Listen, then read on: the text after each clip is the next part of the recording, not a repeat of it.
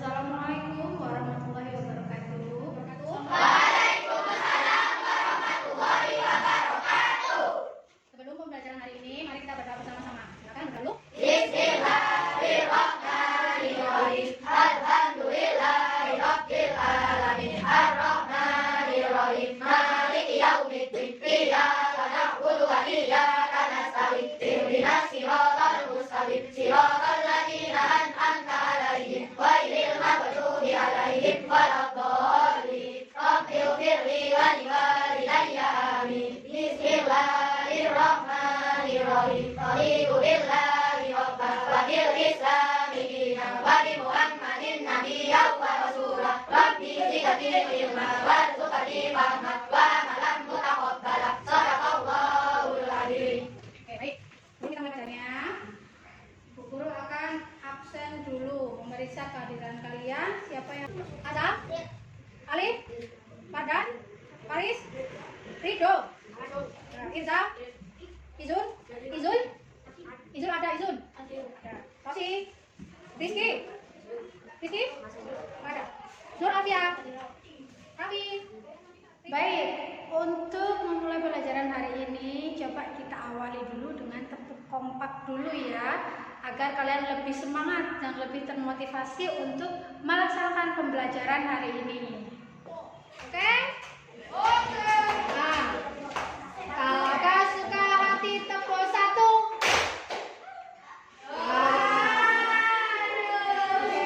Ulangi. Kalau kau suka hati tepuk dua. Kalau kau suka hati tepuk satu. Kalau kau suka hati, mari kita lakukan. Kalau kau suka hati tepuk tiga. Kalau kau suka hati tepuk satu. Kalau kau suka hati tepuk dua. Kalau kau suka hati, mari kita lakukan. Kalau kau suka hati, jangan tepuk.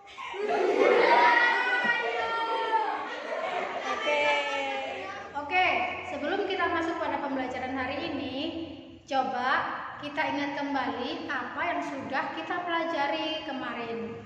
Nah, kemarin kita sudah mempelajari tentang peristiwa proklamasi kemerdekaan Indonesia. Nah, apa saja peristiwa proklamasi kemerdekaan Indonesia itu maknanya? Yang pertama, coba Gayatri. Bangsa yang merdeka dan berdaulat. Pada pembelajaran kali ini, tujuan pembelajaran kita hari ini adalah yang pertama, setelah nanti anak-anak membaca teks, anak-anak dapat mengidentifikasi ciri-ciri kalimat efektif yang terdapat dalam teks tersebut. Oke, kemudian setelah membaca teks dan berdiskusi, anak-anak juga akan dapat memahami makna upaya yang dilakukan untuk mempertahankan kemerdekaan Indonesia. Yang ketiga, kemerdekaan Indonesia pada tema 2, subtema 2. Hari ini bulan apa? Bulan Agustus. Nah, nanti tanggal 17 Agustus ada peringatan Hari Kemerdekaan Indonesia. Lah, Hari Kemerdekaan Indonesia pada tanggal 17 Agustus itu adalah peristiwa proklamasi kemerdekaan. Nah, yang pertama adalah peristiwa proklamasi kemerdekaan Indonesia. Nah, proklamasi kemerdekaan Indonesia dilaksanakan pada tanggal 17 Agustus 1945. Nah, seharusnya setelah itu bangsa Indonesia telah merdeka dari segala penindasan atau dari semua penjajahan. Namun pada kenyataannya kita bangsa Indonesia masih perlu berjuang untuk mempertahankan kemerdekaan Indonesia. Nah, mengapa hal tersebut bisa terjadi? Bagaimana bangsa Indonesia dapat mempertahankan kemerdekaan Indonesia? Nah, mari kita cari tahu bersama-sama. Nah, coba baca teks berikut ini. Kemudian diskusikan dengan anggota kelompok. Buatlah peta pikiran berdasarkan teks yang akan Ibu bagikan. Peta pikirannya berisi pertanyaan-pertanyaan yang nanti akan jawabannya disusun sebagai paragraf. Kembangkan peta pikiran itu menjadi sebuah paragraf bersama dengan kelompok kalian, bersama dengan kelompoknya ya. Kemudian gunakan kalimat efektif untuk menyusun paragraf. Apa itu kalimat efektif? Kalimat efektif adalah kalimat yang mengandung gagasan pembicara atau penulis yang terdiri atas kata-kata yang mempunyai unsur SPOK. Berarti subjek, predikat, objek, keterangan. Atau boleh yang pertama, minimal ada subjek dan predikat. Misalkan bangsa Indonesia berjuang. Bangsa Indonesia sebagai subjek, berjuang sebagai predikat. Ada di buku kalian, nanti silakan didiskusikan dengan temannya ya. Kemudian yang kedua, menggunakan struktur bahasa yang tepat. Kalau menggunakan kata hubung ya dihubungkan dengan baik, jangan terpisah-pisah.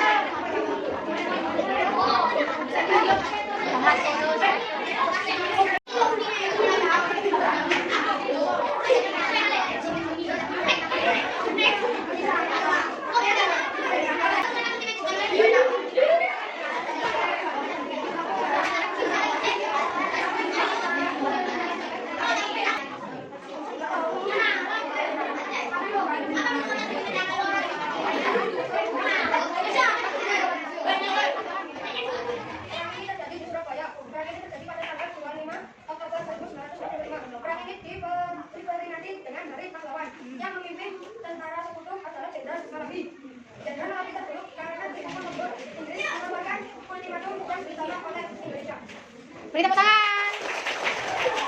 Nah, terima kasih nomornya bagus. Duduk kembali.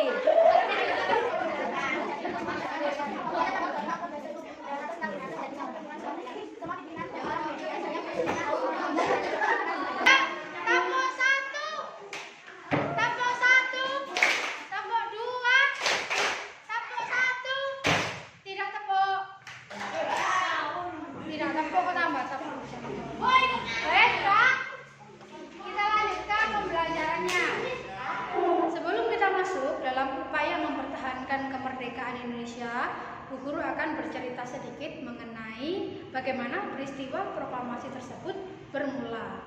Nah, pada tanggal 6 dan 9 Agustus 1945, Jepang, kota Hiroshima dan Nagasaki di Jepang dijatuhi bom atom oleh sekutu.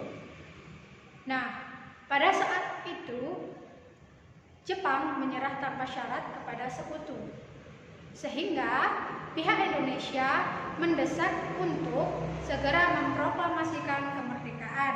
Nah, pada tanggal 17 Agustus 1945, proklamasi kemerdekaan dibacakan oleh Presiden Soekarno untuk menunjukkan atau mengumumkan kepada dunia, kepada negara lain bahwa Indonesia telah merdeka. Nah, akan tetapi setelah itu berakhir, setelah peristiwa proklamasi tersebut, bangsa Indonesia ternyata masih harus mempertahankan kemerdekaan Indonesia. Pada tanggal 20 Oktober 1945, sekutu sudah menang perang, datang ke Indonesia untuk mengurus tawanan perang Jepang. Nah, ternyata tentara sekutu yang tiba di Indonesia ini diboncengi oleh Nica, yaitu pihak Belanda yang ingin merebut kembali kekuasaannya di Indonesia. Jadi kita sebelum dijajah oleh Jepang, Indonesia terlebih dahulu dijajah oleh Belanda selama 350 tahun. Nah, setelah itu Jepang datang menjajah Indonesia. Setelah itu Jepang kalah perang oleh sekutu, Belanda ingin kembali merebut Indonesia untuk mengklaim kembali bahwa Indonesia adalah bagian dari Hindia Belanda, seperti itu.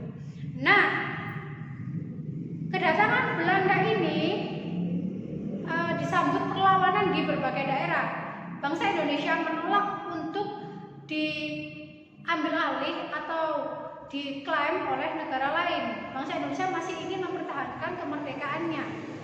Nah, pada tanggal 10 November 1945 terjadi pertempuran Surabaya, pertempuran besar di Surabaya, sehingga menyebabkan hari itu pada tanggal 10 November itu diperingati sebagai Hari Pahlawan.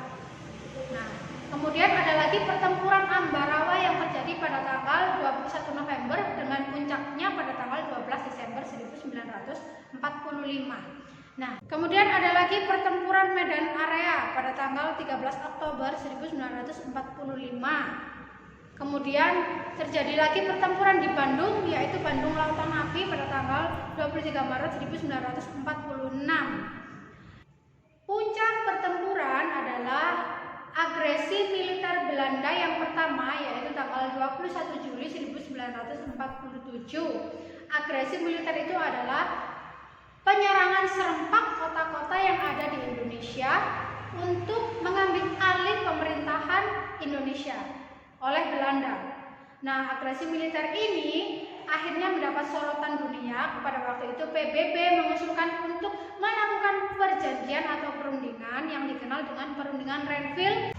Nah, tetapi perundingan ini ternyata gagal. Belanda tidak, setelah beberapa tahun, setelah 1 tahun, Belanda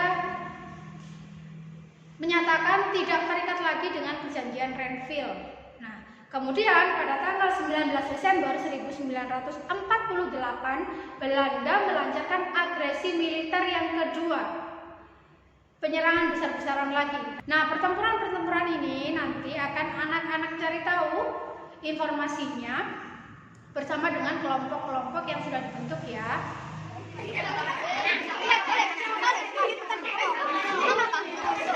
Judulnya seperti tadi.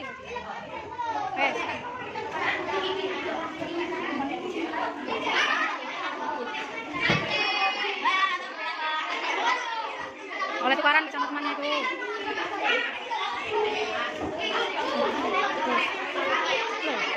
Oh, ini mari kakak. Anak-anak, sebelum kita selesaikan pelajaran hari ini, Bu Guru ingin mengetahui sejauh mana pemahaman kalian tentang materi hari ini. Jadi Bu Guru akan membagikan soal evaluasi dikerjakan sendiri-sendiri. Sekarang seperti itu namanya.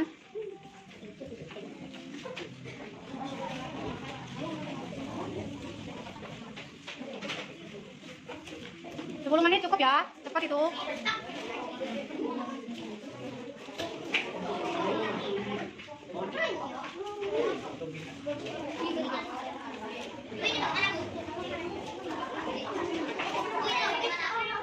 Baik, setelah kalian melakukan evaluasi atau mengerjakan soal-soal tadi, apa yang dapat anak-anak simpulkan dari pembelajaran hari ini? Yang pertama tadi apa? Yang pertama adalah ciri-ciri kalimat efektif. Yang kedua adalah upaya bangsa Indonesia mempertahankan kemerdekaannya.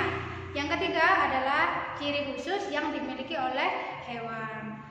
Baik, untuk pertemuan selanjutnya kita akan membahas upaya-upaya yang dilakukan untuk mempertahankan kemerdekaannya, untuk mempertahankan kemerdekaan Indonesia, tapi dari jalur perundingan, jadi bukan jalur pertempuran.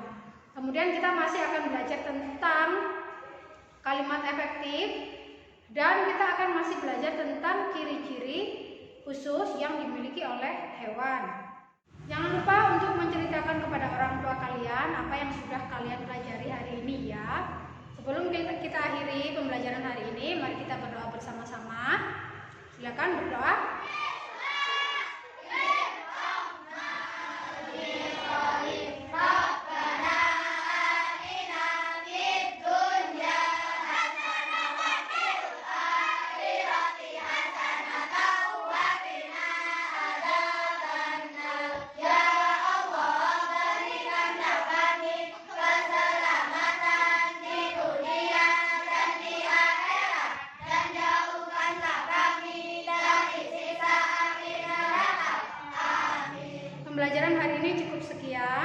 Wassalamualaikum warahmatullahi wabarakatuh.